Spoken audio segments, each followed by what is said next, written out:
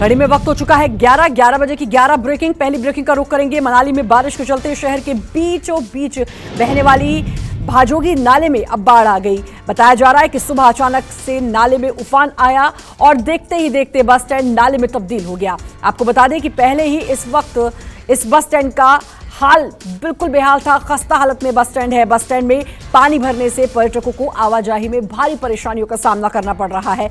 इतना ही नहीं, नाले में उफान के चलते नाले का पानी अब लोगों के घरों में घुसना शुरू हो गया है। महाराष्ट्र के पालघर के बसुड़े इलाके में लैंडस्लाइड की घटना, भूस्खलन के बाद 2 को बचाया गया। दोनों फिलहाल जीवित हैं, लेकिन मलबे में अभी भी 3 लोगों के फंसे होने की आशंका है। एनडीआरएफ की टीम उन्हें निकालने में जुटी। इस समय मुंबई में भारी बारिश हो रही है। बताया जा रहा है कि हादसे के वक्त परिवार के लोग घर में सो रहे थे। तेज बारिश की वजह से एक बड़ा पत्थर गिर पड़ा। अगली ब्रेकिंग का रुख करेंगे। बाढ़ से महाराष्ट्र में हाहाकार मचा हुआ है। बाढ़ की वजह से अब तक 84 लोगों की मौत हो चुकी है, जबकि 64 लोग घायल हुए हैं। मौसम विभाग के मुताबिक महाराष्ट्र के 6 जिलों में रेड अलर्ट जारी किया गया। नासिक और नागपुर में सबसे ज्यादा बर्बादी देखने को मिल रही है। वहीं गढ़चिरौली और अकोला में लोगों के घर पर पानी आ चुका है और पूरी तरीके से घर में पानी भर चुका है। खबर है कि मुंबई के समुद्र में 11:30 बजे के बाद हाई टाइड आने का अनुमान है। अगली भी ब्रेकिंग का रुख करेंगे। गुजरात में भी भारी बारिश से तबाही मची हुई है। राज्य में बाढ़ और बारिश की वजह से अब तक 60 से ज्यादा लोगों की मौत हो चुकी है। मौसम विभाग ने कहा कि राज्य में अगले 5 दिनों तक भारी बारिश रहेगी। सौराष्ट्र और दक्षिण गुजरात की बात करें तो नदियों में आए उफान के चलते आसपास के रिहायशी इलाके जलमग्न हो गए। नवसारी में बाढ़ की वजह से कई इलाकों में पानी घुस गया। बारिश की वजह से यहां हालात बद से बदतर हो गए हैं। अगले बिग ब्रेकिंग, मध्य प्रदेश के सीहोर जिले में हुई भारी बारिश के चलते सीप नदी में बाढ़ आ गई। इस बाढ़ के आ जाने से ग्रामसाल रोड स्टॉप डैम के निर्माण में लगे 20 मजदूर फंस गए। इसकी जानकारी मिलने पर होमगार्ड और एसडीआरएफ की टीम फंसे मजदूरों को सुरक्षित वहां से निकालकर टीम ने रेस्क्यू किया और सभी मजदूरों को सुरक्षित स्थानों पर भेज दिया गया है। अगली बिग ब्रेकिंग का रुख करेंगे। ज्ञानव्यापी मस्जिद श्रृंगार गौरी केस में वाराणसी जिला कोर्ट में आज फिर सुनवाई होगी। आज कोर्ट में हिंदू पक्ष अपनी दलील रखेगा। कल कोर्ट में मुस्लिम पक्ष ने अपनी दलील पेश की थी, जो कि पूरी हो गई। इसके बाद हिंदू पक्ष ने भी अपनी बहस कोर्ट में जारी रखी है, जिस पर हिंदू पक्ष आज अपना दावा पेश करेगा।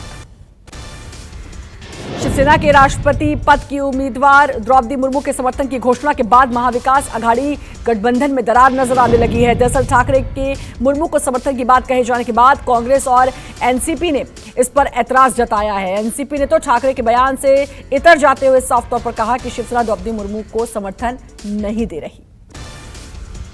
अगली बिग ब्रेकिंग का रुख करेंगे। उदयपुर मामले में एनआईए ने एक और नई एफआईआर दर्ज की है। एनआईए ने इस मामले में मुख्य आरोपी रियाज और मोहम्मद गौस समेत 7 लोगों को अरेस्ट किया। 6 लोगों को आज पूछताछ के लिए बुलाया गया। आपको बता दें कि कल एनआईए ने उदयपुर हत्या मामले में राजस्थान में 9 जगहों पर छापेमारी की। एनआईए में उदयपुर में भी संदिग्धों के परिसर की तलाश की। छापेमारी के दौरान mobile phone, laptop, SIM card और अन्य आपत्तिजनक सामग्री जब्त करने का दावा किया गया है।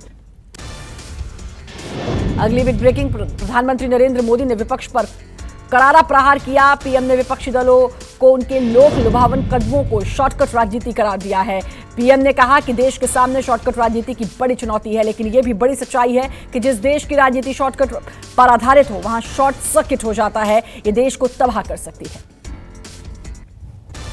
अगली बिग ब्रेकिंग, उपराष्ट्रपति पद के उम्मीदवार को लेकर बीजेपी में महामंथन शुरू हो गया है। इसके लिए 16 जुलाई को बीजेपी पार्लियामेंट्री बोर्ड की बैठक हो सकती है। दरअसल उपराष्ट्रपति चुनाव 6 अगस्त को होंगे, जिसके लिए नामांकन प्रक्रिया 5 जुलाई से शुरू हो गई। उम्मीदवार 19 जुलाई तक नामांकन दाखिल कर सकते हैं। और 11वीं बिग ब्रेकिंग का रुख करेंगे। श्रीलंका में आर्थिक राजनीतिक संकट अब गहराता जा रहा है। इस बीच गोटबाया राजपक्षे देश छोड़कर चले गए हैं। मंगलवार को देर रात अपने इस्तीफे पर हस्ताक्षर कर देश छोड़ दिया। गोटबाया फिलहाल मालदीव पहुंचे हैं। वहीं खबर यह है कि गोटबाया राजपक्षे के देश छोड़ने के बाद श्रीलंका में हालात और ज्यादा बिगड़ चुके हैं। हजारों प्रदर्शनकारी संसद की तरफ कूच कर रहे हैं। राष्ट्रपति के देश छोड़ने से नाराज हैं। उग्र भीड़ को काबू करने के लिए सुरक्षा बलों ने आंसू गैस के गोले छोड़े।